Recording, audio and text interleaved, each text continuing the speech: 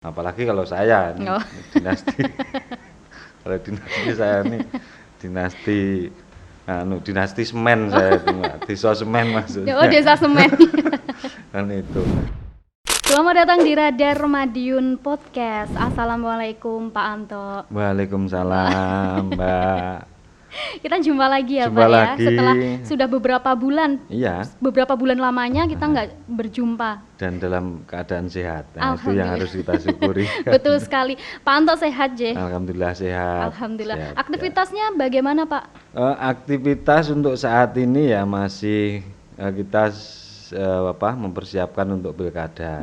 Jadi mempersiapkan untuk pilkada mungkin beda dengan yang kemarin. Betul sekali. Kemarin masih di DPRD dan sekarang pun walaupun de jurinya saya masih di Dewan, tapi secara de facto-nya kan sudah menyampaikan usulan pengunduran diri. Jadi sekarang bisa fokus untuk urusan pilkada ini. Oh, luar biasa. Tetap semangat ya Tetap Pak Anto semangat, ya. harus tetap semangat. Meskipun di tengah pandemi seperti Meskipun ini ya. di tengah pandemi. Jadi kita tetap ya menyapa masyarakat, menghadiri undangan. Ya walaupun harus lebih selektif dalam hal tataran penerapan protokol kesehatannya. Betul Nah, sekali, itu. karena memang penerapan protokol kesehatan COVID-19 ini vaksin ya, Mbak ya? Vaksin agar selama vaksin sebenarnya belum diedarkan atau betul belum sekali, ditemukan. betul. Gitu. Tapi sebelum saya lanjut ini, saya manggilnya Pak Anto atau Mas Anto aja,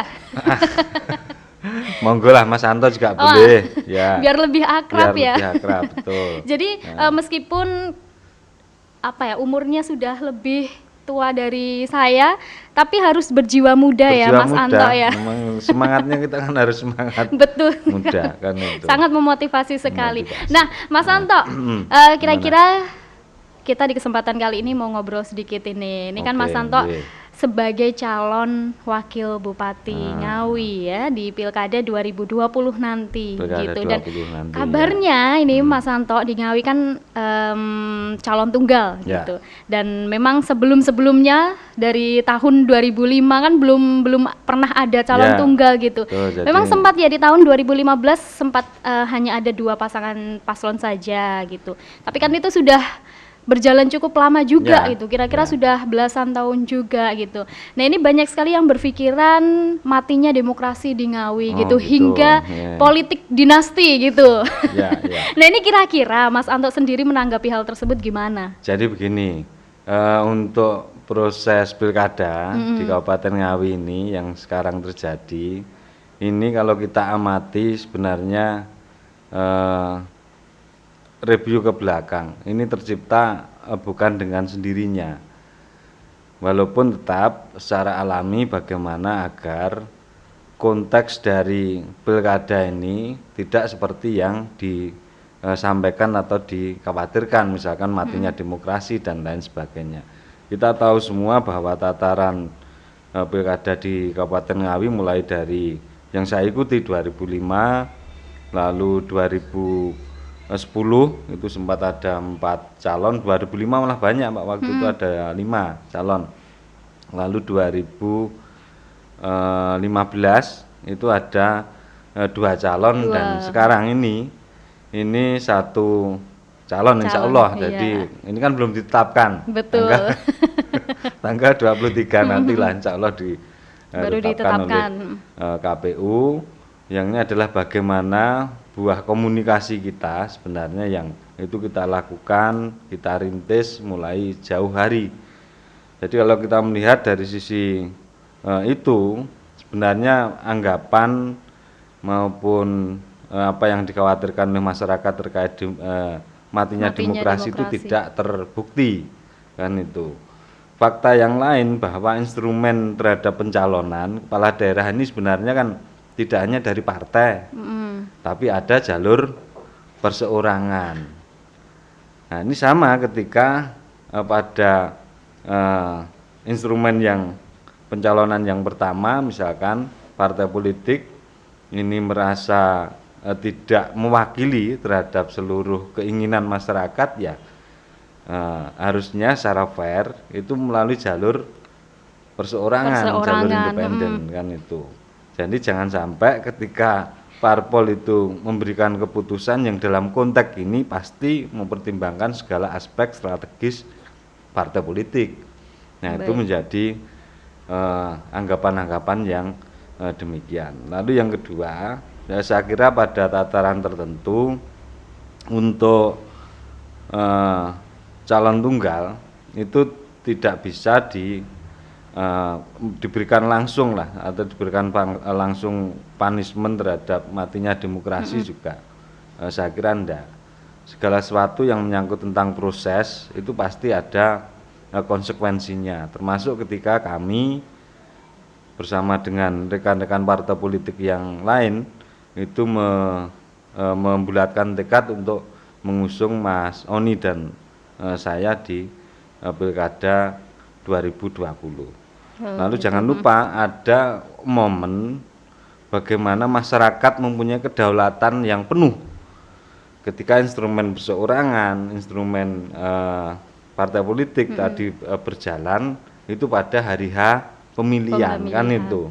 Nah, ketika hari H pemilihan, kedaulatan rakyat itu lah yang nanti menunjukkan bagaimana terhadap kualitas calon, bagaimana calon mampu untuk mengorganisir mereka hadir di TPS, bagaimana calon mampu untuk meyakinkan masyarakat terhadap visi misi program yang diemban agar mereka hadir di TPS dan memilih. Jadi itu mungkin Mbak yang bisa saya sampaikan, dan kami berharap juga kondisi dan situasi di pilkada ini harus kita jaga bersama-sama dalam konteks pemilihan kepala daerah dan wakil kepala daerah. Nah, itu masyarakat yang mempunyai kedaulatan secara penuh. Oke, berarti tidak terbukti ya? Tidak terbukti matinya demokrasi di Kabupaten Ngawi ya gitu. Enggak. Kalau kita melihat dari apa yang saya sampaikan tadi, saya kira proses demokrasi berjalan terus. Oke, baik. Dinamika politik baik itu yang ada di DPRD juga sama berjalan terus. Lalu gini, ada anggapan gini Mbak, ketika parpol itu mengusung semuanya, terus nanti fungsi kontrolnya bagaimana kan itu.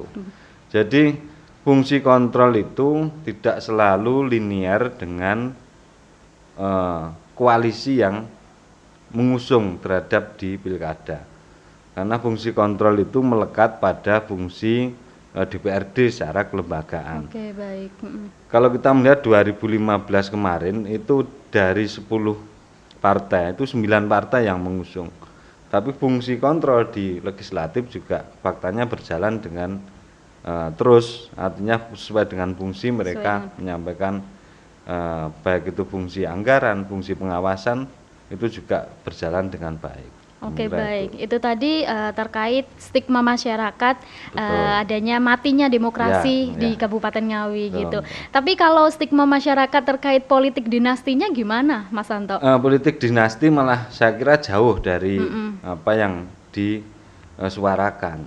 Dari Mas Oni sendiri sekarang posisi memang sebagai wakil bupati dan dia incumbent dan tidak terkait dengan Pak Kanang misalkan sebagai bupati yang sekarang kan itu. Apalagi kalau saya ini dinasti kalau dinasti saya ini dinasti semen saya desa semen maksudnya. Oh, desa semen. Kan itu. Jadi kalau yang itu hanya saya kira wujud dari negatif campaign yang dibangun. Saya kira, dan itu masih sangat wajar lah, masih sangat wajar. Kita pun juga tidak bereaktif secara berlebihan, enggak itu, karena pastilah dalam konteks pilkada ini kita juga memiliki data-data, memiliki kajian-kajian, analisis-analisis yang bisa atau mampu mengukur sejauh mana opini-opini tersebut, stigma-stigma tersebut dikembangkan. Kalau stigma tersebut dikembangkan secara pure, murni, ya itu wajar menjadi galauan kami. Tapi kalau stigma itu juga dibumbui dengan kepentingan-kepentingan yang secara politik, nah itu kan wajar. Kami anggap biasa saja. Baik. Kecuali kalau pure memang masyarakat beranggapan demikian, nah, Itu. Tapi kalau stigma itu memang dibangun karena kepentingan politik yang melatar belakangi terhadap munculnya opini itu kan sama seperti tadi calon tunggal dan lain sebagainya, saya kira mungkin itu.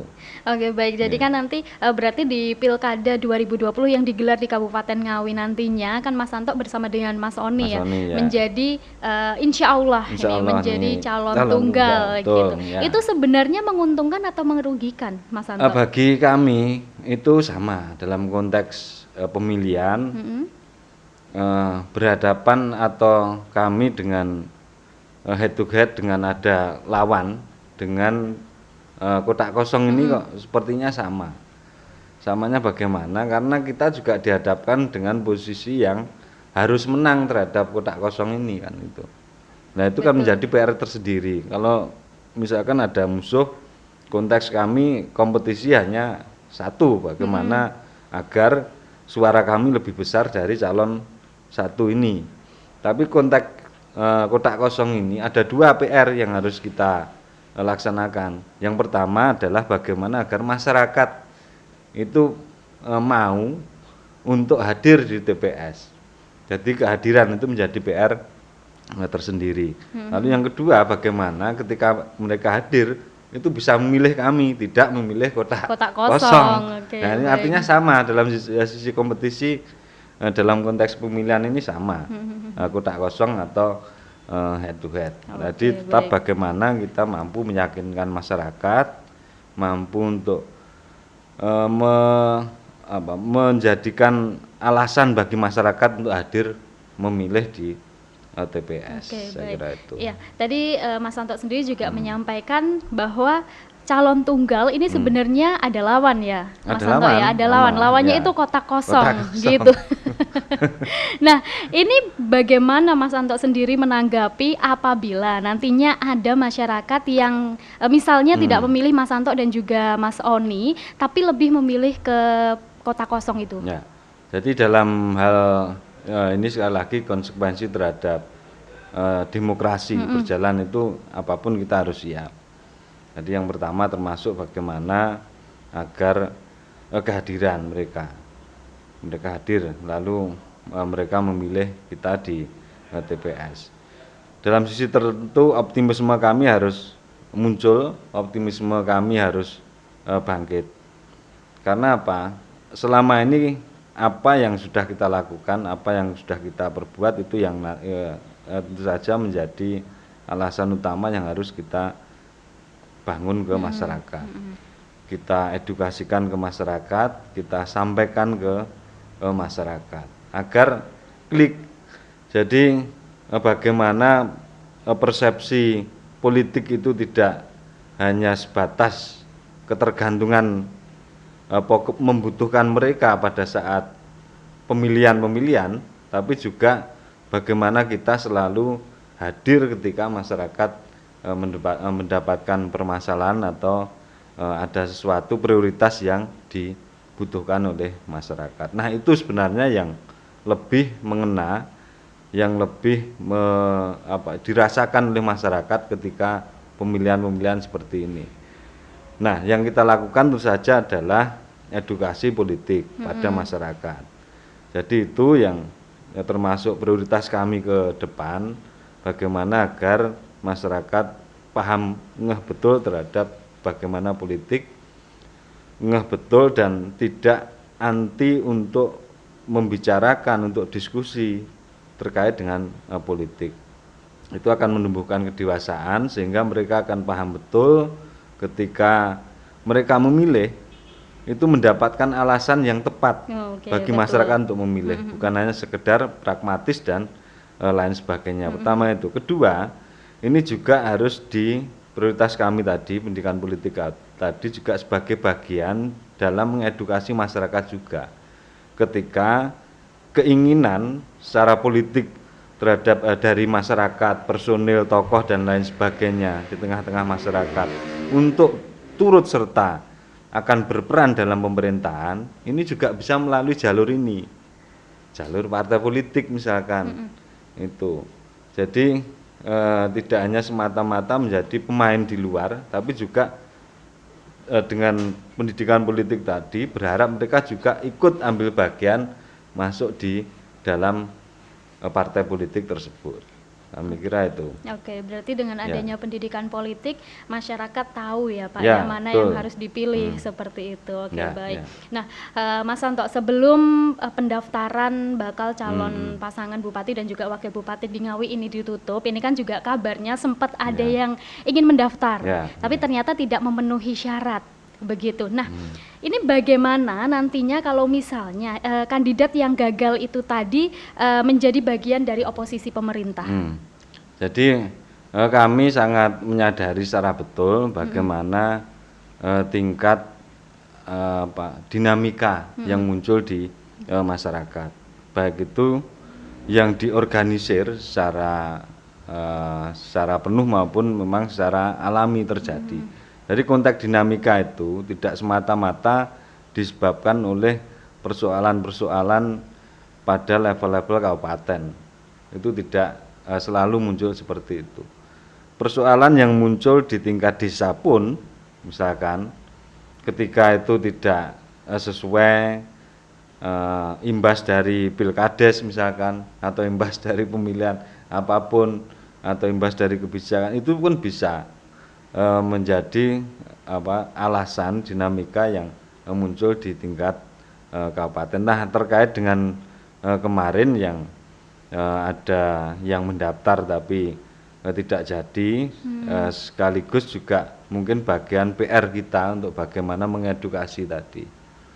Ya, ketika kita akan berperan, tadi saya sampaikan siapapun kan bisa berperan masuk di dalam konteks partai politik itu juga sekaligus menjawab apa yang kemarin sempat dilakukan oleh salah satu warga tokoh Kabupaten Ngawi yang ingin mendaftar itu.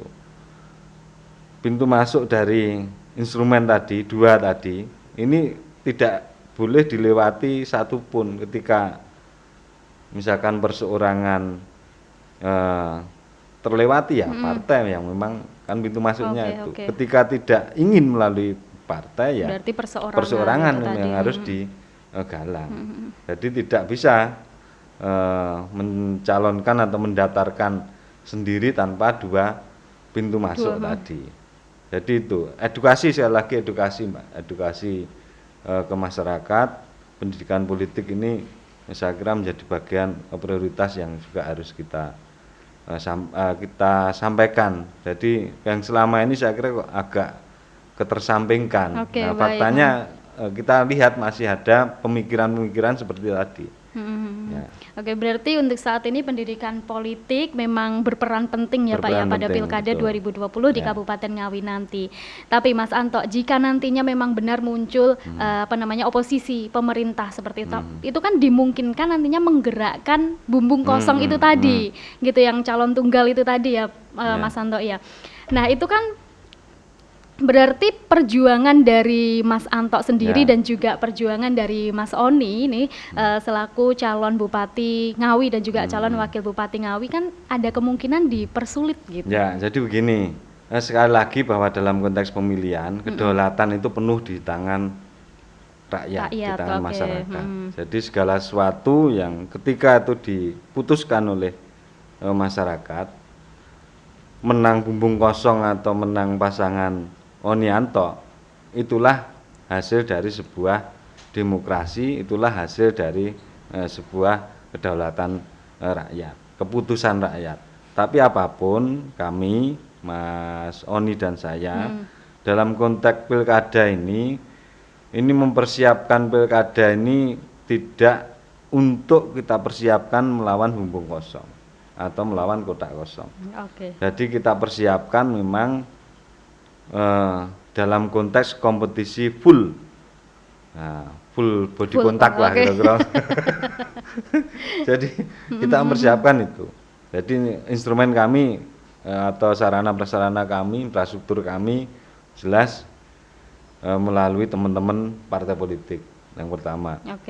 Lalu yang kedua, kami juga membangun network jaringan yang itu pastilah setiap jenjang teritorial kita bangun, karena apapun ya bagi saya sendiri itu pengalaman terhadap pilkada ini sudah tidak 1-2 kali. Saya mulai 2005 itu sebagai ketua tim pemenangan sampai terakhir kemarin 2015.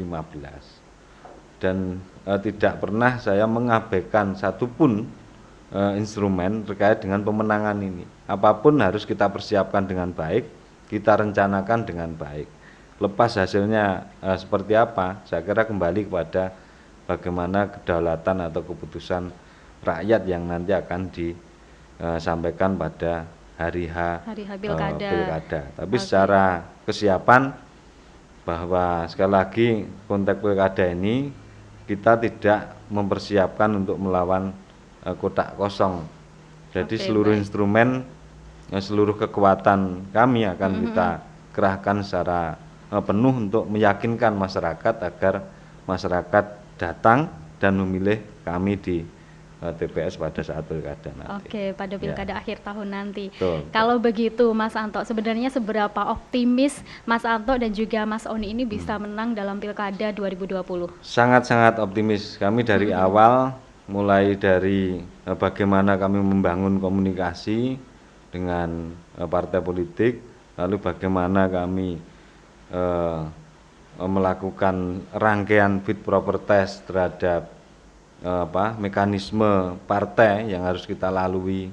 Jadi ada PKB, kita harus fit proper test, lalu ada beberapa partai yang kita juga harus menghadiri langsung terhadap pelaksanaan tahapan itu selalu kita sampaikan dengan data. Jadi by data, tidak hanya sebatas kami menyampaikan, tapi secara rigid kami paparkan kondisi up to date di Kabupaten Ngawi terkait dengan kekuatan, simpul-simpul strategi kami dalam menghadapi pilkada seperti apa. Dan semua tentu saja kami tidak mengukur itu dalam tataran budget, sama sekali tidak.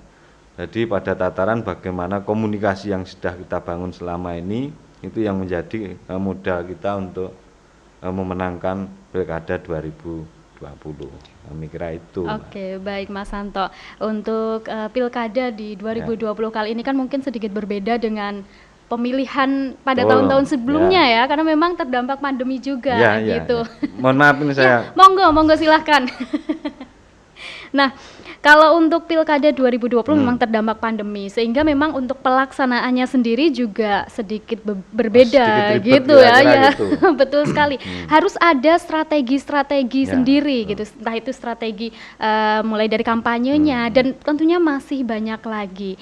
Nah, itu dari Mas Anto sendiri bagaimana menanggapi? Karena dari KPU sendiri kan juga harus wajib menerapkan protokol kesehatan juga ya, dan langkah-langkahnya kabarnya kemarin Mas Anto dan juga Mas Oni sudah sempat melakukan pemeriksaan juga di RSAL Surabaya juga gitu. Nah, ini sebenarnya gimana dari Mas Anto dan juga Mas Oni sendiri? Jadi ini memang betul tadi, sangat luar biasa sekali. Kita mengalami suatu kejadian yang saya kira dalam konteks ini tidak ada usia itu menentukan pengalaman terhadap ini, Mbak. Betul. Jadi pandemi COVID ini kan baru kali ini mengalami. Betul sekali. Bapak kita juga baru kali ini, lalu teman-teman kita yang senior mungkin juga baru kali ini. Iya, dan itu tidak di Ngawi saja ya Pak ya, tapi mendunia nasional gitu. Dan internasional. Betul. Nah, untuk strategi tadi sampaikan, yang paling kelihatan berbeda itu adalah kampanye. Itu menjadi kontra strategi tersendiri ketika begini. Kampanye itu kan yang parameter yang sering kita gunakan, yang lazim itu adalah ketika kita mampu menghadirkan orang. Betul. Kita mampu menghadirkan orang tersebut banyak atau tidak kan. Semakin banyak itu parameter indikator kampanye berhasil kan itu. Betul sekali. Itu semakin banyak orang yang hadir, semakin banyak orang yang tapi sekarang kan enggak gitu. Semakin sedikit orang hadir, itu semakin berhasil karena prokes kan itu. Nah, itu yang harus kita melakukan strategi. Nah, salah satunya kita coba untuk bagaimana membangun komunikasi dengan media dan lain sebagainya. Lalu yang kedua, kita sendiri juga harus membangun infrastruktur IT. yang itu menjadi salah satu cara strategi untuk menyampaikan visi misi program, lalu ajakan dan lain-lain sebagainya kepada masyarakat, baik itu melalui segmen tertentu, pemuda dan lain sebagainya yang itu sangat familiar lah terhadap dunia-dunia IT. Nah, problemnya adalah bagaimana ketika di desa misalkan, yang kita tahu ya, masalah pelajaran daring saja. Betul. Saat ini ribetnya minta Betul ampun sekali. kan itu. Apalagi nanti kalau kampanye Apalagi ya, kalau Mas kampanye Santo. kan itu.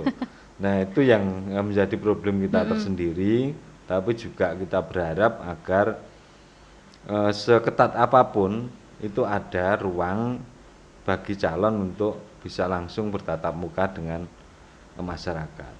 Nah, dibatasi misalkan jumlahnya maksimal berapa dan lain sebagainya, itu yang saya kira tidak masalah, tapi intinya prinsipnya adalah calon diberikan ruang untuk bertatap muka langsung dengan masyarakat dengan protokol kesehatan yang seketat apapun. Itu yang kita, walaupun harus menggunakan protokol ketat, kita sangat berharap. Lalu yang berikutnya yang tidak boleh kita tinggalkan, bagaimana agar membangun komitmen, fakta, integritas dan lain sebagainya terkait dengan pilkada ini, yang justru jangan sampai menjadi semacam kelemahan, tapi juga bagaimana menjadikan pilkada ini sebagai kekuatan untuk membuat gerakan-gerakan, wujud-wujud kampanye yang real ke masyarakat,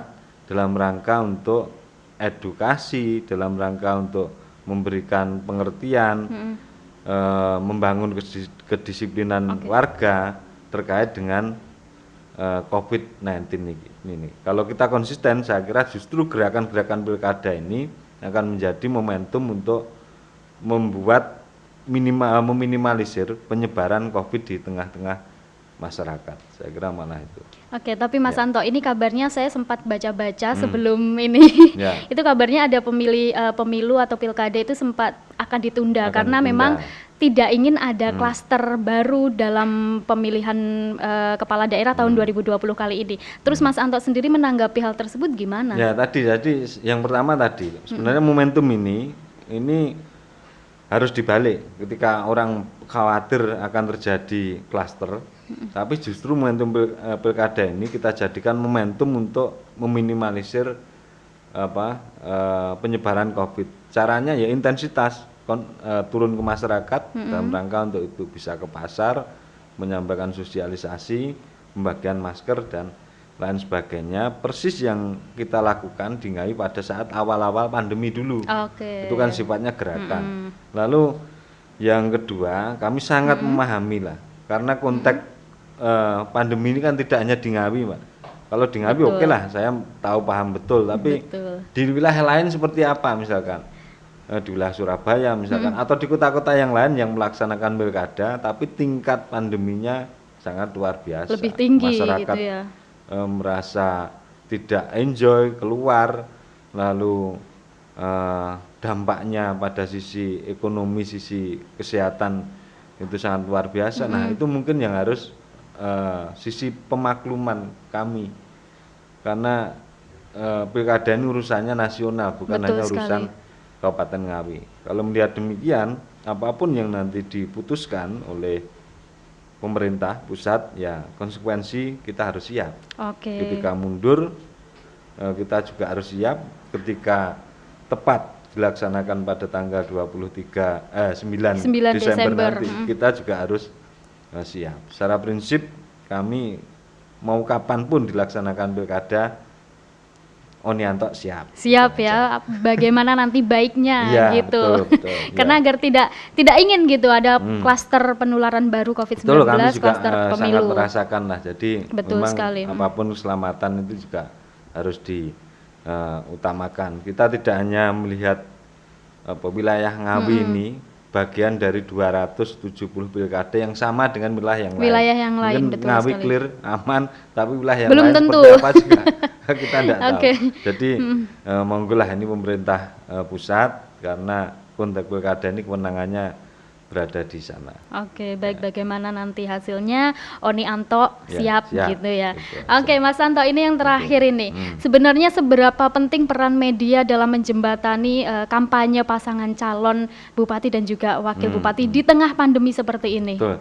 Jadi tadi sudah kami sampaikan, salah satu strategi yang harus kita bangun adalah kita menjalin komunikasi, kerjasama dan lain sebagainya dengan media. Karena pembatasan-pembatasan yang tadi saya sampaikan, misalkan tolak ukur kampanye adalah keberhasilannya ketika mendatangkan banyak orang. Nah ini kebalik kan.